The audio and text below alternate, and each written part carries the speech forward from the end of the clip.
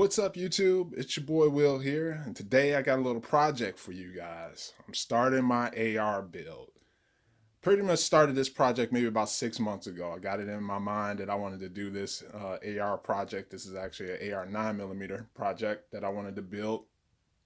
So I initially started by surfing the internet, kind of putting together a list of parts and kind of surfing around between various sales, like Labor Day sale, the 4th of July sales, and just kind of accumulating parts. And I think by the look of this, I have everything I need to make this build happen. So with that, we're gonna get started with this today. Now, unfortunately, because YouTube doesn't like to see tutorial videos, I'm not gonna walk you through me building this thing. I'm just gonna take you from how I turned this into this.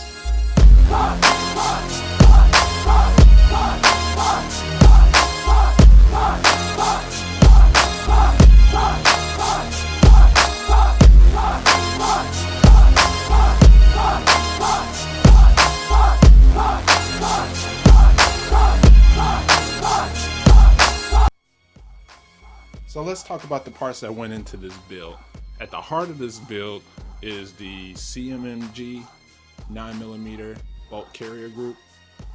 This is the same BCG that's in the CMMG Banshee. So with that, I'm running that same bolt carrier group, and you have to buy the barrel along with it because it's a special barrel for the 9mm round for this bolt carrier group. So I'm running with the 8-inch barrel. And with that, I'll be able to run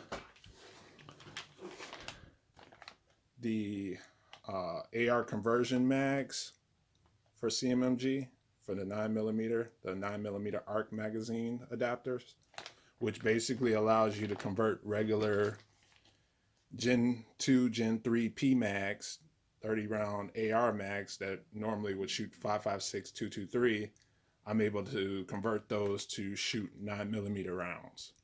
So that's pretty much the heart of this system, is the CMMG 9mm radio delayed blowback bolt carrier group and barrel. So that barrel and bolt carrier group is going to go into my match set from Aero Precision. I have an M4E1 lower receiver, very nice forged lower, some flaring, some high quality machining, real nice.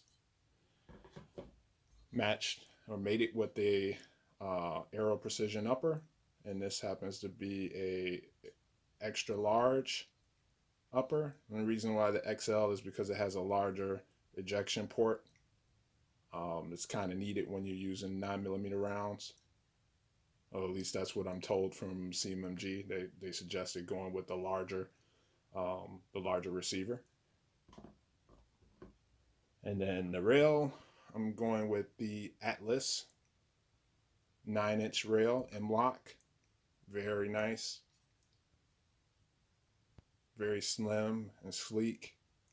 Sexy. Has those little QD mounts. Really nice. That's my set from Aero Precision. So trigger, I'm going to do a drop-in trigger from Rise Armament, the RA434 single stage trigger for ARs, 3.5 pound pull. Very nice trigger. Saw this in my local gun store. They had it in one of those little vices where you can try out the trigger ahead of time, and it's just a beautiful pull, beautiful reset. Very, very nice and tactile, and I think it's going to be really good for this build. So excited to have it, excited to try it out. So in terms of the rear of the pistol, I'm going with the CMMG Rip Brace, which is a 6-position pistol brace, not a stock. And I'll be running it also with a Law Tactical Gen 3 folding brace. Super excited to have that. Will help make this package, which is already going to be small, to be able to fold it and make it even smaller to be able to fit in a backpack or a small gun bag. So That's the CMMG rip brace along with the Law Tactical folding stock adapter. And then in terms of all the other furniture that I'm gonna put into this build, it's all high quality stuff from the Magpul MOE K2 grip to all of the springs and dust covers and forward grips from Strike Industries. I have a forward assist from Strike Industries. You know, mag release. I think this one LBE. I don't know. I think this was just a cheapy part that I picked up from eBay. But I'm gonna run it with the extended mag release, the XMR3 from Odin Works. I have a castle nut and end plate from Fortis, Geisley bolt release, the Maritime bolt catch bolt release. A pair of cheapy flip up sights from Trinity Force. I think I got these on Amazon for a few bucks. I mean, they're super cheap. I don't really necessarily plan on using them because I do plan on putting an optic on the rifle, or a red dot optic. Not really sure what I'm going to use just yet. I have something in mind, but we'll see. But just a pair of cheapy flip up backup sights. In terms of the muzzle brake, I got this from eBay. This is a 9mm muzzle brake from, see if I can get it to focus here, from Breek Arms. So that's going to go on there, and then it has a little blast diverter because 9mm and short barrel pistols like this could be loud, so this should help divert a lot of that muzzle noise and gas downrange. Then I got a Radiant Talon safety selector switch. It's ambidextrous and can be run at 45 and 90. I typically like running them at 45 degrees, so that's probably how I'm going to have it installed on it. And then I have a Radiant Raptors charge handle. It's my favorite charge handle, have it on my other AR. So I'm going to put it on this build as well. And then I have some slate grips. These are going to go on the rail just to give it a little bit of added texture. Kind of like those. I think these are made of like just regular polymer grips that just should add a little extra traction. So super excited about all of this hardware. I think all of this is high quality stuff and will be perfect for this build. So with that, back to the build. Well, all the parts are installed and they look great on this build, but how well does it shoot? Let's find out. Time to go to the range.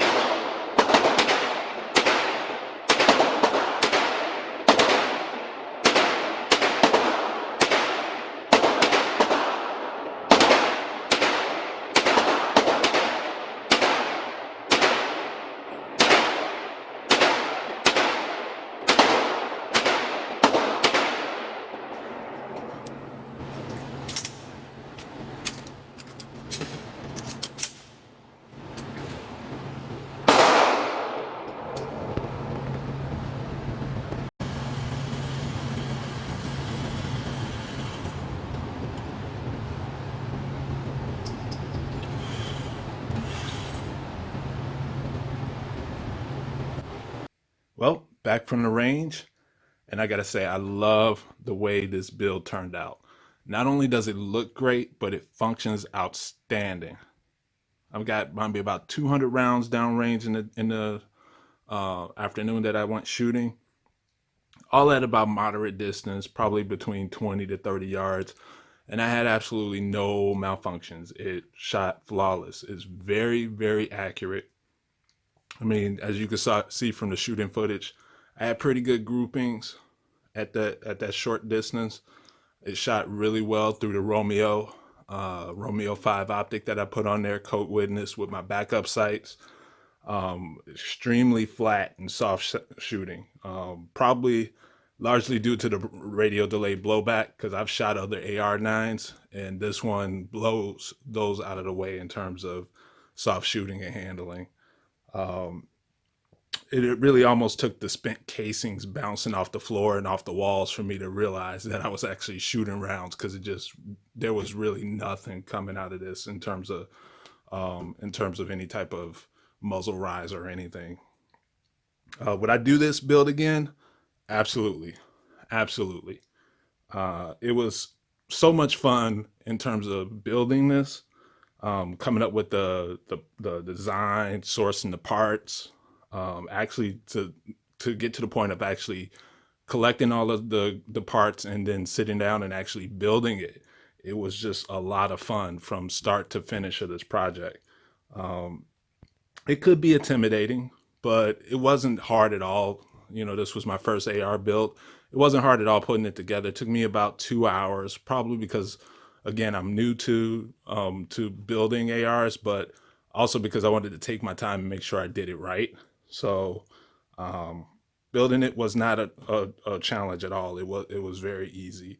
Lastly, although this wasn't a budget build and I didn't design it to be a budget build, I did get to select all the exact parts I wanted, which was really nice versus going out and buying something where you kind of buy it and then you turn around and decide, oh, well, I'm gonna swap this out, I'm gonna swap that out. I got to buy all the stuff that I wanted in the first place and then design it the way I wanted to design it. So why did I build this pistol this way? Well, next I plan to build a matching 223 5.56 upper, probably a 10.5 inch barrel with this pistol, so that I'll be able to shoot both of those calibers, 9 millimeter for cheaper shooting, and then 223 5.56 when I want to do more target or long range shooting. So super excited about that. That's going to be next for this pistol build.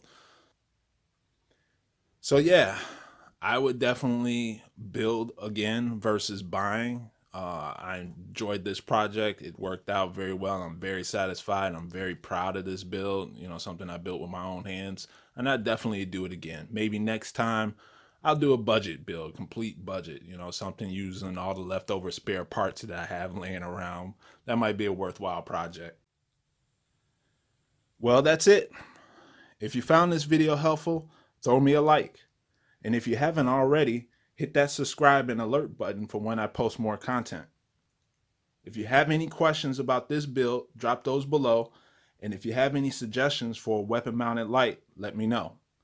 Personally, I've been looking at the Enforce WML and I'd love to get your opinion. So drop those comments below. That's it. Thanks for watching. Have a great day.